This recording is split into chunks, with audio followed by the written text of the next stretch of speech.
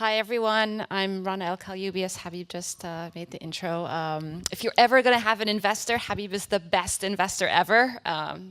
Affectiva is funded by E14, and we're very fortunate to have Habib and E14 and help us re-engage back with the Media Lab. So a little bit about Affectiva, and then I'll dive into the 5 trends that we're seeing in the AI space. So, as Habib mentioned, my own background is I grew up in the Middle East. I have a PhD in computer science and machine learning from Cambridge University. And towards the end, my career plan was to become faculty. And towards the end of my PhD, met with Professor Rosalind Picard, who pioneered the affective computing space with the thesis that machines in the future need to understand and respond to human emotion. Met her, we clicked, she invited me to join her group at MIT Media Lab, and so I started about 10 years ago at the lab as a postdoc and a research scientist with this goal of becoming faculty. Now, as you know, twice a year we invite all our sponsors and our members for, when I was back at the lab, it was called Demo or Die, it's now Deploy. And at the time I was focused on building sensing platforms, emotion sensing platforms, with a particular focus on mental health and autism applications. So twice a year, I would show and demo all the autism technology we are building, and you members in the audience would kind of say, have you thought about applying this technology in advertising research or content testing or product testing or automotive or robotics? And I kept a log of all the different ideas that I kept hearing over the years from the members of the lab. And after about a few years and 20 of these different ideas, Roz and I made an appointment with the Media Lab director at the time. This was before Joey Ito's days. And we said, we need 10 more research students. And he said, no, this is now a commercialization opportunity. It's time to spin out of the lab. And so we did. We realized there's a big commercial opportunity here. We spun out. So Affectiva today is on this mission to humanize technology with what we're calling artificial emotional intelligence. We're venture-backed. E14 is one of our investors, along with a number of strategic and financial investors. And we've been in the market commercially for about 6-7 years now. And it's been, we're recognized as a leader in the AI space. We're very fortunate to have very strong ties with MIT. But it's been fascinating watching the speed and the rate of innovation in the AI space, especially in the last 2 years. And so I wanted to share with you today kind of what are some of the trends we're seeing, and maybe try to decouple the hype from what's real, and talk about 5 trends in AI. And you could think of them as criteria that you could use as you look at AI companies and start to evaluate them. So the first is around impact, right? What is the impact that these AI companies are working on? Some are very marginal, but some, and you're going to hear from a lot of these startups and spin-offs from MIT, are quite exciting because they are applying AI to a domain or an industry in which it was not possible to do this before. Autonomous driving is an example, natural language understanding, and for Affectiva, it's about building computers that can read and respond to human emotions, just the way humans do, through conversation, through gestures, through expressions, tone of voice, with the goal of building systems that can adapt to human emotions in real time. And the applications are just massive. We are disrupting industries, automotive, market research, education, mental health. And there's so much opportunity here that this is now a category within the AI space. It's not just one company like Affectiva that's focused on it. The second is around algorithms. So I'm sure you've heard about deep learning a lot. Deep learning has allowed us to leverage massive amounts of data without a programmer or a coder or a machine learning scientist coding for every possible scenario. But it's now, we've come to the time where we can move beyond deep learning, and deep learning is almost table stakes for a lot of what we do. Some examples of where the world is going beyond deep learning: model compression. Deep learning is very data hungry, but can you build models that can, especially in an edge computing world or embedded devices, can you build deep learning models that are very data efficient? Unsupervised learning is a big one.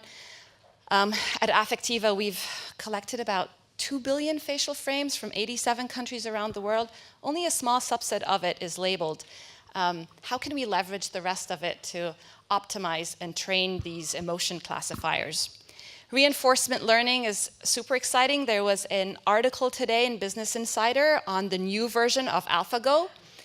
AlphaGo in the past was entirely supervised, so a human player bootstrapped the learning of the system. And the new version, it uses reinforcement learning, where it basically learns on its own by optimizing a reward function and kind of optimizing for these positive outcomes. So it's very, very exciting. The way it manifests for us is if you're programming, a robot or a virtual assistant like an Amazon Alexa to respond to its user, you want the system to be able to respond based on the emotional and mental and social state of the user, but you don't want a programmer or a developer to code for every possible scenario. You want it to kind of learn on its own what's an empathetic response, what's an appropriate response based on the different scenarios it's being exposed to. Evolution strategies is a scalable alternative to reinforcement learning that's also very exciting. If you're in the AI space, you'll recognize that it's not just about the algorithms. And I'd say that's a very big shift that we've seen in the past couple of years. We found that Affectiva, almost by accident, by collecting all this data, this has become a core competitive advantage for us. It's not just the volume of the data, but it's the source of the data. It has to be real world, it has to be spontaneous, the context matters. So we do a lot of work where we watch people kind of consuming content online, but we also are in the automotive space. So we've had to install cameras around Boston and Tokyo with our partners to collect data from drivers. So data is really, really critical. We're seeing an evolution in the role of machine learning teams and machine learning scientists. When I was doing my PhD years back, my role as a machine learning scientist was more of a feature engineer. So I spent a lot of time trying to articulate what exactly should the software or the algorithm look for when it's processing a face for facial expression analysis. And now it's more of an end-to-end learning system.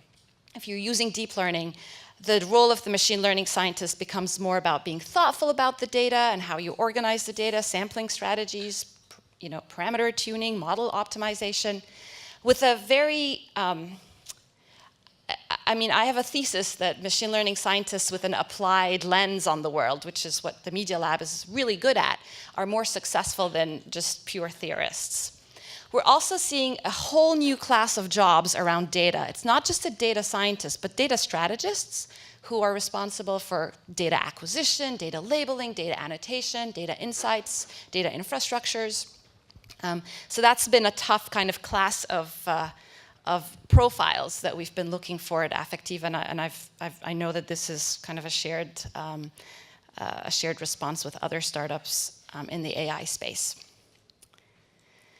And then the last trend is ethics. And again, my view is ethics is the new green. You know how in the past 20 years, if you're an organization and you're prioritizing being green, that wasn't just the right thing to do as a company, but also the smart thing to do. I think in the AI space, companies that prioritize ethics are going to end up being smarter. And I'll give you an example specifically around bias. So we were putting slides together for this talk. We just Googled, image of people, diverse set of people. And this is the image that came back. If you look at it, it's not really diverse, right? We deploy our technology in 87 countries around the world. And if this is the type of data we used for training, I assure you, when we deploy it in Africa, where there are people with dark skin colored, it's not going to work. So it's really important to be thoughtful about avoiding bias when you're training algorithms. And again, it's the right thing to do socially, but it's also the smart thing to do, because when we ensure diversity in our data, when we're training these algorithms, the accuracy and the robustness is a lot higher. Data privacy is a big issue as well. Again, in our case, all of this information is identifiable. It's your emotional data. It can be easily used to manipulate decisions. So we guard that data very clearly, and we have a lot of dialogue around what applications are morally and ethically correct, and what kind of are, what's not. There's a lot of dialogue around workforce impact. Again, as a startup, we try to be on the forefront of these conversations, and Habib referenced the Emotion AI Summit, which Affectiva put together at the Media Lab last month, because we wanted to be on the forefront of these conversations, and I encourage other AI companies to do that, even though it may not result in the next sales opportunity or the next partnership or the next investment.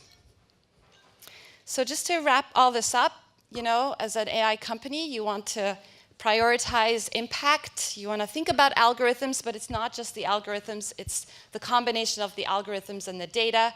You want to think about your team, especially again around data and applied AI, and prioritize ethics. Thank you.